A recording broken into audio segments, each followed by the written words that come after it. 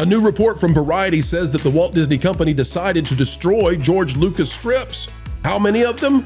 Well, if you can believe it, 60.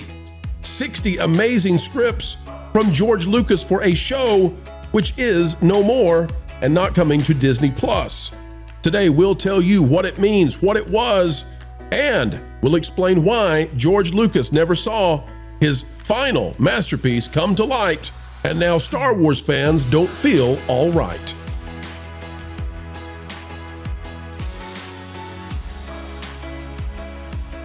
Hello, folks, and welcome back. It is a wonderful time every time we get to share time with you, truly. And folks, if you would not mind, consider clicking the like button. We have an awesome conversation prepared for you. Lord Connor is back. Of course, he is the Star Wars guru among all gurus, and we are happy to have him explain what was the final true masterpiece of George Lucas. What was he planning when the Star Wars franchise was sold to Disney, and why did they discard all of it? Could it ever come back? We'll tell you. Click the like button. Here we go. Take a look, folks. It's out of Variety. According to Variety, George Lucas had over 60 scripts for a Star Wars series that would have cost $40 million an episode. It was axed when Disney bought Lucasfilm. According to the Variety article, these were dark scripts. They were sexy. They were violent. It would have blown up the whole Star Wars universe, and Disney would have definitely never offered George to buy the franchise, says producer Rick McCallum. It's one of the great disappointments of our lives that it did not get made. The problem was that each episode was bigger than the films. So the lowest I could get it down to with each that existed then was $40 million an episode. The series was called Star Wars Underworld. It was one of the last Star Wars projects Lucas was working on before he sold the franchise to Disney in 2012 for $4 billion. Underworld was set between the events of Revenge of the Sith and A New Hope. Yeah. This is a level of creativity that I did not realize that George Lucas was endeavoring to do towards the end of his career with Lucasfilm. And I mean, we covered George Lucas, we covered Lucasfilm. This is what we do. This is our job. I had no idea that this was a thing. Lauren, did this just escape my radar? Was this something that people knew about? What do you know? Yeah, it was very well known back in the day. They first announced it in 2004 at Celebration 3, and it was under development for about 8 years. So they had a lot of time put into it. I actually wrote an article about this that I believe Marvin is going to have up towards the end of this week. And it was spurred by another channel that's a Young Indiana Jones channel that did an interview with Rick McCallum. But what came out of that was not terribly new news. Rick had stated some of this stuff in the past. Yes.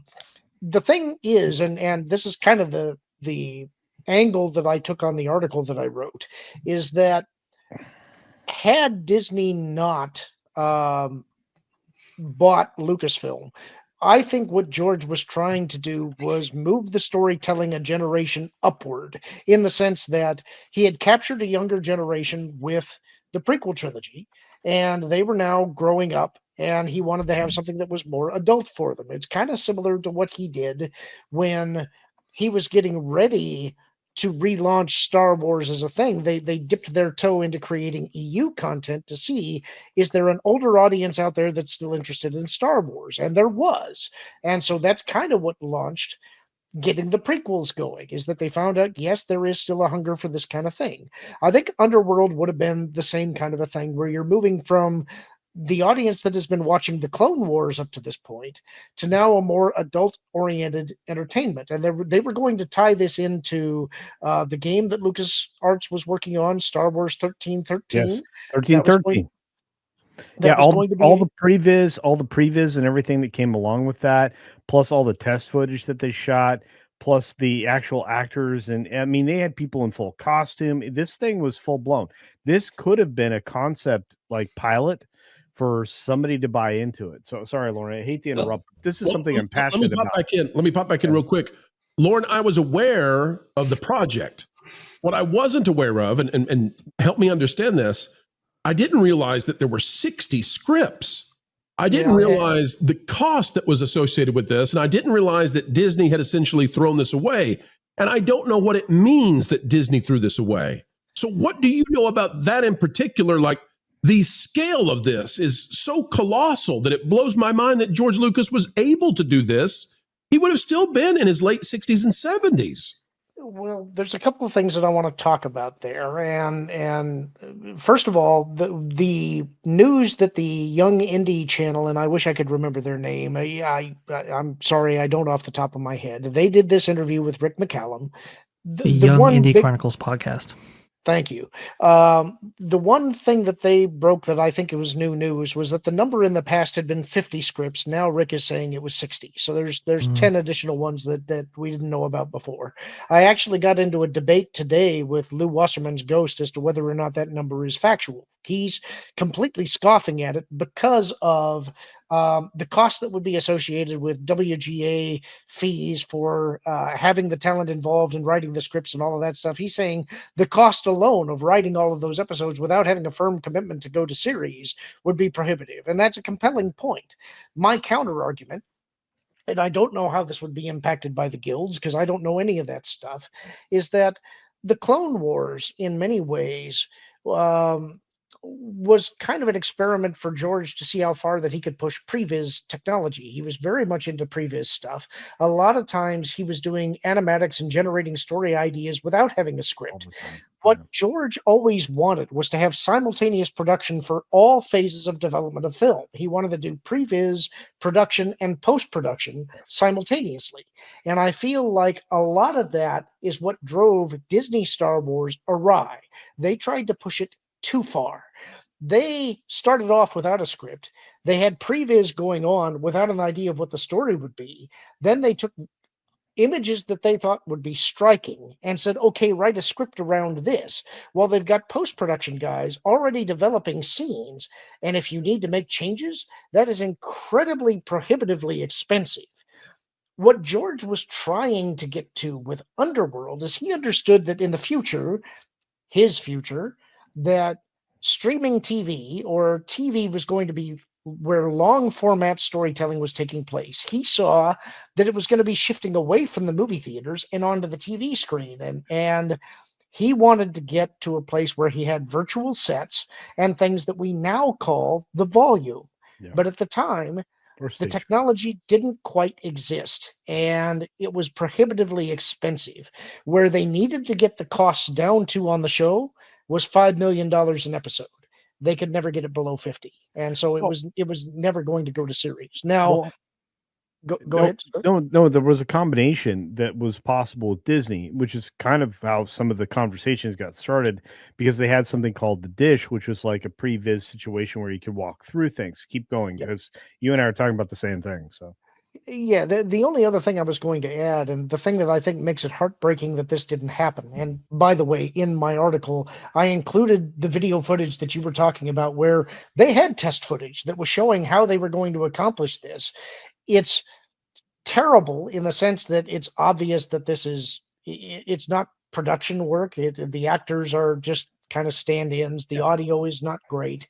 Right. You hear Matt Wood voicing every single stormtrooper, but it was a proof of concept that they were doing. Perfect. The heartbreaking thing about the fact that this show didn't take place is that the guy who was writing the scripts, Ronald D. Moore of Star Trek and Battlestar Galactica fame, working with George Lucas. Those would have been incredible scripts. And if you want to have a dark underworld style story, look, it's hard to argue against Ron Moore. So Lauren, I'm going to ask you this question. The only thing I'm going to ask you, and then everybody else go. But I just want to say this: do you think that if somebody picked up Star Wars now from Disney, Lucasfilm right now from Disney, and they went forward with all of those scripts, they would not be the most popular thing either on streaming, television, or cinema right now? Well, that was sort of the angle that I took in my article, is that there is an alternate universe version of Star Wars where Disney did not pick it up, and we got George's episodes 7, 8, and 9, Underworld, and 1313. That can you imagine that universe? I can't. We would be in a completely different place. All the other studios would never have leaned into the wokeness. And we'd be in a completely different era of entertainment in a way that I don't think anybody could imagine, because you would have everybody trying to compete with that, which means they would have like milked every mind that is no longer in Hollywood. They would have gone after the creatives. Lasseter would never want for work. You've got all these great people you could reach out to.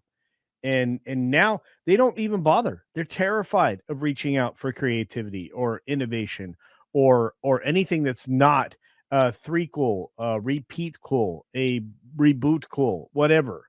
That's where we are, and we're stuck there because we didn't get George's vision. George kept driving Hollywood and entertainment forward. Hey, before we get Lauren's take, I know Nolan's been trying to get in. Nolan, hop in with your comment that you wanted to make. Thank you. No, what Culture was saying, for a while there, all these TV shows were just trying to be Game of Thrones. Imagine Game of Thrones' success on steroids, practically. And, there's a question that pros brought to the panel many times throughout the past, few weeks and however long of, can Star Wars be saved? Is Star Wars a dead brand? Well, I think Culture just kind of answered it right there, where he's like, man, you put that on, everybody's going to be watching it. That's literally going to be a TV blockbuster, so to speak. So honestly, I think it kind of shows that there is some life still left in this brand. If you can just go off the headline of, we're working on George Lucas's scripts and we're not going to have any of the nonsense you don't like. I mean, McCallum sells it pretty well. I think there's a lot to be passionate about there. Lauren, can those scripts be used, or did they screw up things so badly that they no longer would make sense? Well, this was kind of what I was going to get into, is that the thing about 1313 was that in the middle of the development process, they decided that the protagonist was going to be a young Boba Fett. And so Disney's Star Wars has kind of wrecked Boba Fett. But again, the angle I took in the article is that all of these scripts and all of this material is still in Disney's vault. They still have it. They could do something with it if they wished. Now, do I think they're going to? No, probably not. But one of the things that I think about towards the end of Lucas's reign of Lucasfilm was Dark Horse Comics put out a series that was The Star Wars, which was a comic adaptation of his first draft of Star Wars. And it's got beautiful artwork. It's a very different kind of tale. It's kind of fun to look at.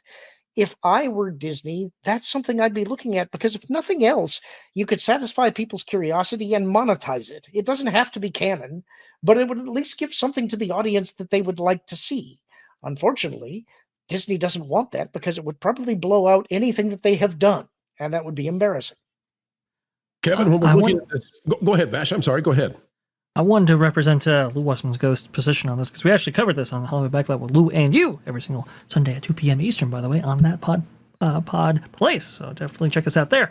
But it's interesting. So Lou's position is very firm. He believes that maybe there weren't 60 scripts, but maybe 60 outlines or something to that effect. Treatments. Yeah, treatments, right?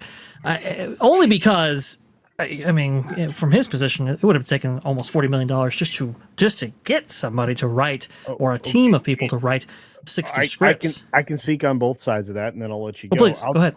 I'll just say that it isn't beyond George to spend money on something that isn't commercially viable. He's done that a lot in his history, as Lauren can attest to. So it's possible that he did commission that many scripts, or did work with somebody to develop that many scripts. But I will accept that treatments are the most logical idea there. It's just the understanding that a treatment is basically a plot outline from beginning to end. So, because most people don't know what that means. So, I think that George's development process became, he sort of wanted to deconstruct the process of how you create storytelling. That's a good point. He wanted to do things in a free flow kind of way, and it frustrated him. He was always frustrated with the technology. In fact, one of the points I made in our back channel is that that's in large part what killed LucasArts, is they went through so many different presidents over the years, but they eventually landed on Jim Ward, who was an ILM guy, and they brought him in, and they didn't have an understanding of why in the middle of the development process for a big game, you can't just change major story elements, because it requires you to create all new assets, and it terribly bloats the budget. And from their standpoint, it's like, well, we would never allow that in filmmaking. It's like, They're different mediums, guys. You can't change things the way you can in the movie. But George always wanted to. He did. I think what George was probably doing here is not full scripts, but coming up with what the story outline and flow would be all the way through this, and probably doing previs for much of it. Because let's remember, George is least interested in the actors. He's interested in the sets and the technology and how you shoot it and all the effects. Go ahead. Which is why he didn't care who he cast. Right. And yes. One other thing that I mentioned is that remember that the genesis of the idea for this show was in 2004. Back then, a typical season was 23 episodes, not the 8 or so that you get now. So while 60 sounds like, gosh, that's 5 or 6 seasons of content, it's probably actually closer to 3. Yeah. But $40 million an episode back then would have been outrageous. I mean, but that's question to Kevin real quick, guys. Kevin, please. As we get ready to go into a post-Kathleen Kennedy era, and folks can debate when that's going to happen, okay? Whether it's this year or next year or 3 years or 4 years, when it happens, Kevin, whoever comes in to move Lucasfilm forward, it seems to me that if they were to pull from these treatments, scripts, whatever they are, they don't have to do the whole thing. But if they at least pull from what George Lucas did, it would seem to me to be a step in the right direction. Do you think that's possible? Do you think that's what they should do? Or do you believe that if you're not going to do it in total the way that he had envisioned it, they should leave it alone? Yeah, listen, if you're going to open up George's notes and not work with what he gave you and riff, it's not going to work. It's just not going to work. There is only one George Lucas. So if he put it to paper, you bloody well work with it. Or you find somebody else who can translate it for you. Everybody's shaking their head yes with you right now, Kevin. So I'm starting to see that they're siding with you on that position. Whoever new comes in, I think. Listen, I don't think Kennedy is the only problem. I think you don't get real change until Kennedy and Iger are both gone. You're gonna need somebody at the top who understands that the creative process, not so much the financial process, is what runs the day. It's what made Disney what it was, and they have strayed away from that and have made it all about chase. Or well, not chasing, but spending. They're more interested in spending money than making money. But in turn, they've lost interest in actually fostering and growing and evolving the creative process. We haven't seen Disney innovate in what decades now? Like it's been decades. And that's why Iger purchased everything. He's like the Galactus of buying people's IPs. If you're a new guy who comes in, your main job is to try to earn some goodwill, and the best way to do it is say, "Hey, we spoke to George. This is what he gave us. This is what we're going to work on. We'll get back to you when we have something to talk about. But no, we want to Dad, and he said he's coming home." That's right. Wow. I have one question. On this one. Pro, please, let me ask you one question because this is important. Disney spent how much money on one season of Andor? $600+ million. Oh, okay. So I'm sorry. 600 plus for the entire show. If you averaged it out, it was $322 million per season. All right. Okay. So I'll ask you this question because you're the only one that should answer. Do you think you should give this idea, this Underworld show, one season, which we know how much they're willing to spend on a season of Star Wars, just with those scripts, just with the opportunity to get something authentically real in culture Star Wars? in this one scenario? Jon Favreau, no connection to anybody else except he gets to have George Lucas as a consultant. Yeah. Jon Favreau solo with George Lucas, if George Lucas is interested in taking the phone call. Doesn't have to be on set, but he can advise Favreau on what it was he was intending to do. In that one case, I'm willing to see what happens. All right, folks, we'll leave it there for now. And folks, we have come to the end yet again. Another video of excellence in the can. What a joy it has been to share time with you. We hope you enjoyed it as well. If so, consider clicking that like button. Share, subscribe, click it, stick it to the algorithms. It is the notification bell. And as always, drop a comment down below. A mind is a terrible thing to waste, so waste not yours. Join a community dialogue today, just on down below. Folks, we are going to say farewell for now, but we will see you back. 4 is more, and that's how many videos we put out every single day here on the Pro Channel. Hope you enjoy them all. Until the next time, keep learning, keep growing, and as always, keep having fun. Why listen to music made by people and companies who really don't like you?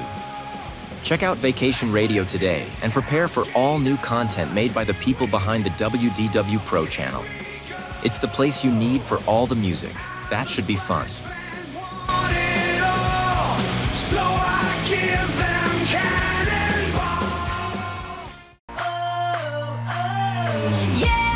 Hundreds of songs, every genre you can imagine. Listen live on YouTube and enjoy a set list that's always sunny. It's Vacation Radio.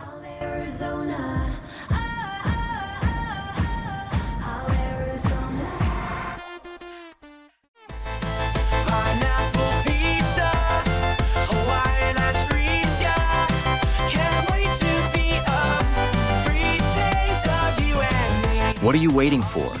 Every WDW Pro video has a link to Vacation Radio in the video description. Try it out and subscribe today.